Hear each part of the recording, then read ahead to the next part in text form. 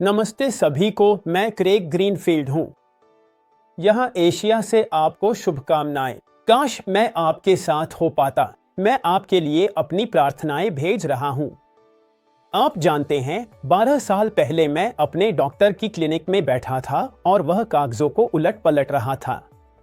उसके सामने कागज थे। उसने कहा, क्रेग, मेरे पास तुम्हारे लिए बुरी खबर है। जब कागज पढ़ा, उसने मुझे बताया कि मुझे कैंसर है, गंभीर कैंसर। मुझे उसी पल एहसास हो गया था कि यह जीवन और मृत्यु का मामला है।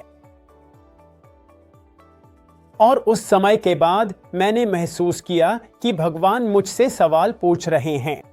अगर तुम्हारे पास इस धरती पर चलने के लिए सिर्फ 5 साल बचे हैं, तो यह अपने आप से पूछने के लिए एक बहुत अच्छा सवाल है ना? अगर आपके पास इस धरती पर चलने के लिए सिर्फ 5 साल बचे हैं, तो आप उन 5 सालों में क्या करेंगे? और उस समय मुझे अपने भीतर गहराई से महसूस हुआ कि भगवान मुझे बुला रहे हैं कि मैं वे 5 साल अपनी बाकी जिंदगी धरती के सबसे असहाय बच्चों की सेवा में बिताऊं। अब भगवान का धन्यवाद है, भगवान की कृपा से मैं उस कैंसर से ठीक हो गया हूं। आप देख सकते हैं कि मेरे सिर पर एक और स्किन कैंसर है जो इतना गंभीर नहीं है। मैं आभारी हूं। थोड़ी सी सर्जरी करानी पड़ी थी ताकि उस स्किन कैंसर को हटाया जा सके। लेकिन क्या यह एक अच्छा सवाल नहीं है? अगर हमारे पास इस धरती पर केवल 5 साल बचे हों, तो आप उन 5 सालों में क्या करेंगे? हम सभी जो अलोंगसाइडर्स मूवमेंट में हैं, इस आंदोलन को बनाने के लिए प्रतिबद्ध हैं, जो धरती के सबसे असहाय बच्चों की सेवा करेगा और हमारी चर्चों के युवाओं को तैयार, संगठित और जागरूक करेगा। मैं उस शब्द मूवमेंट पर ध्यान केंद्रित करना चाहता हूं। हम में से बहुत से लोग एनजीओ पृष्ठभूमि, संगठनात्मक पृष्ठभूमि से आए हैं। हम विजिटिंग कार्ड, आईडी कार्ड, इमारतें, स्टाफ और गाड़ियां रखने के आदी हैं। एक एनजीओ कैसा दिखता है? लेकिन भगवान अलोंगसाइडर्स को एनजीओ के रूप में नहीं, बल्कि एक आंदोलन के रूप में बना रहे हैं। और मैं आपको क्यों कह रहा हूं? एक आंदोलन सिर्फ एक व्यक्ति से कहीं आगे जाता है। इसीलिए मैंने इस संभावना के बारे में बात की थी कि शायद मैं यहाँ न रहूं, क्योंकि हम सभी इस धरती पर एक निश्चित समय के लिए हैं और फिर हम अपने प्रभु के पास चले जाते हैं, या वे आंदोलन और वे चीज़ें जिनमें हमने निवेश किया है हमारे बाद भी चलती रहेंगी। यही सवाल मैं आज आपसे पूछना चाहता हूँ। क्या आप एक आंदोलन बना रहे हैं या एक प्रोजेक्ट? क्या आप एक आंदोलन में निवेश कर रहे हैं, या आप किसी तरह का एनजीओ शुरू करने की कोशिश कर रहे हैं? और अलोंगसाइडर्स पूरी तरह से एक आंदोलन है। अलोंगसाइडर्स एक आंदोलन है क्योंकि आंदोलन हमारे अहंकार पर नहीं बनते। इसी वजह से अलोंगसाइडर्स की सभाओं में हम बिशप या पादरी जैसे शब्दों का इस्तेमाल नहीं करते।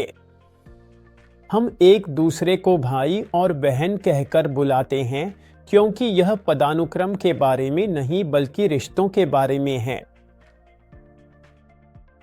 और शिष्यत्व, जिसके लिए परमेश्वर ने हमें बुलाया है, सारी दुनिया में जाकर शिष्य बनाना। शिष्यत्व केवल रिश्तों के माध्यम से ही होता है। यह कागजी कार्रवाई और बजट के जरिए नहीं होता। कभी कभी हमें उसकी जरूरत होती है ना? हमें उसकी कुछ जरूरत होती है, लेकिन असल में शिष्यत्व आंदोलन रिश्तों के बारे में है। यह एक साथ भोजन साझा करने के बारे में है। इसीलिए हम अपने एशिया और अफ्रीका के सम्मेलनों में एक साथ भोजन साझा कर रहे हैं। दोस्तों और पड़ोसियों, भाइयों और बहनों के रूप में एक साथ साझा करने के बारे में है। तो फिर परमेश्वर हमें किस चीज के लिए बुला रहा है? मेरी वह कहानी याद है जिससे मैंने शुरुआत की थी। परमेश्वर ने मुझे यह 5 साल का समय दिया था। अब मैं उन 5 सालों से कहीं अधिक जी चुका हूं जो परमेश्वर ने मुझे शुरू में दिए थे। परमेश्वर का धन्यवाद है। तो अगले 5 सालों में परमेश्वर हमें किस चीज के लिए बुला रहा है? और मैं गिदोन की कहानी के साथ समाप्त करना चाहता हूं, और हमारे लिए एक आंदोलन के रूप में मुझे गिदोन की कहानी बहुत पसंद है। गिदोन की सेना जो उसने 32,000 लोगों की इकट्ठा की थी, घटकर केवल 300 नेताओं तक रह गई। 300 नेता।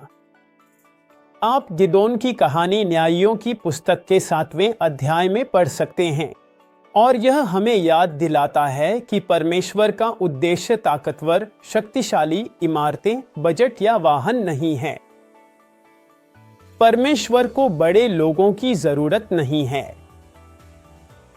परमेश्वर को विनम्र और उपलब्ध पुरुषों और महिलाओं की जरूरत है।